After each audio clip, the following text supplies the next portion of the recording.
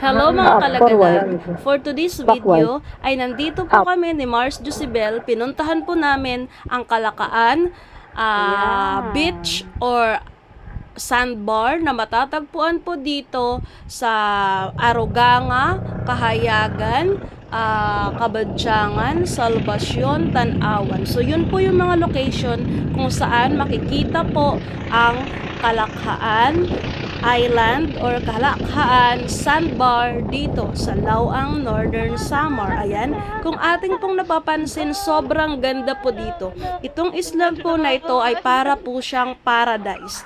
In short, kasi napuntahan ko po dati ang Kalanggaman Island ng Palumpon Leyte. Ito po ay ang maituturing na Little Kalanggaman Island dito sa Northern Samar.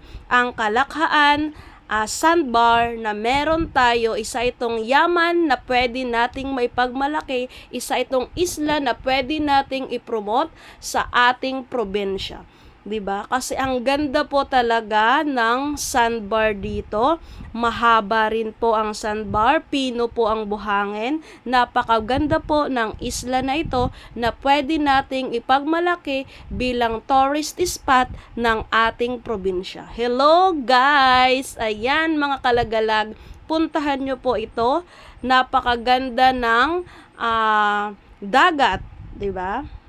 Tingnan nyo naman. Ayan, marami po yung mga nag-outings nung pumunta kami dito. Meron po dito mga taga iba't ibang barangay na malapit po dito. Akala po namin nung pumunta kami dito ay kami lang po, kaya medyo kumbaga kinabahan kami. Pero nung tumuntong na kami dito, nakita namin na madami pong motorboat.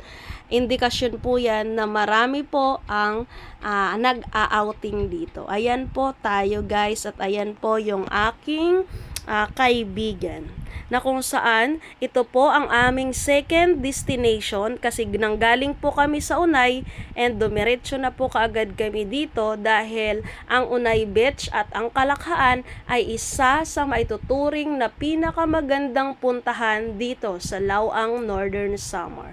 Kaya kung nagbakasyon ka po ng Laoang, huwag nyo na po itong palalampasin. Gusto namin pong puntahan ang Baitan Beach na matatagpuan sa Kabadyangan, kaso nga lang ay kinapos na po kami sa oras.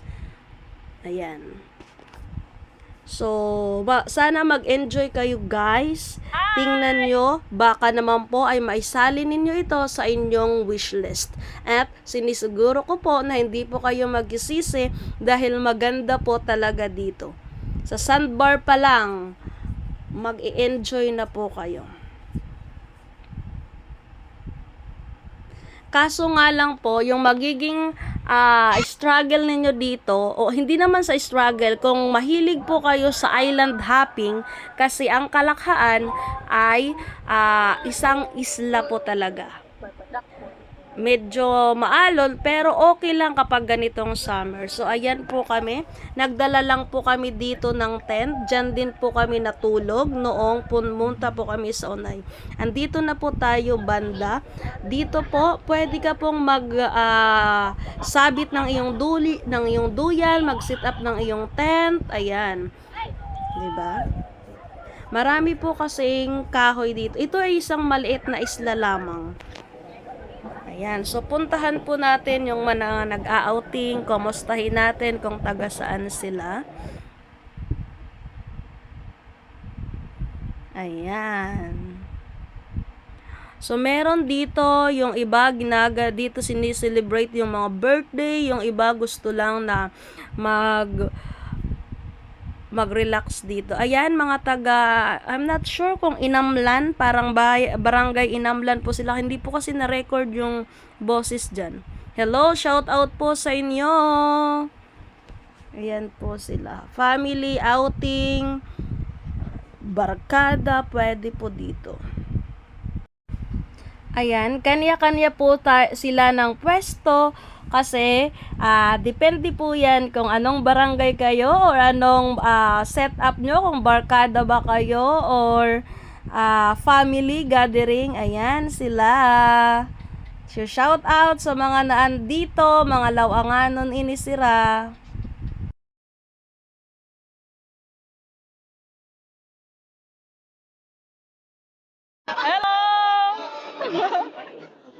Hello! Wash out!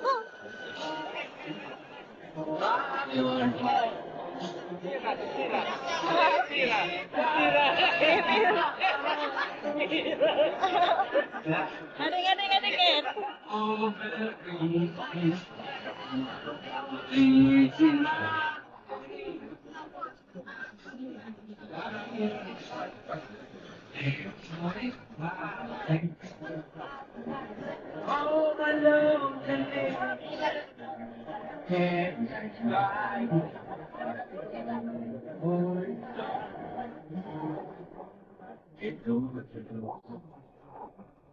Hello! Taga-din kang po! Ha? Ay, kaya, Dad! Ano ka kila niyo sa Marino? Marka! Ato na mga move! Ay, ato! Oo, di ka nag-proper siya. Kami po kami, isindiyo kami. Ato, ano sila ate ko an? Ibang? Oo, si Ibang. Si Ibang, bakit ito na? Anak ko, first class. So, ayan mga kalagalag. Thank you for watching. Don't forget to follow, like, and share this video. Sana po ay nagustuhan ninyo ang content natin for today. This is for you mga kalagalag.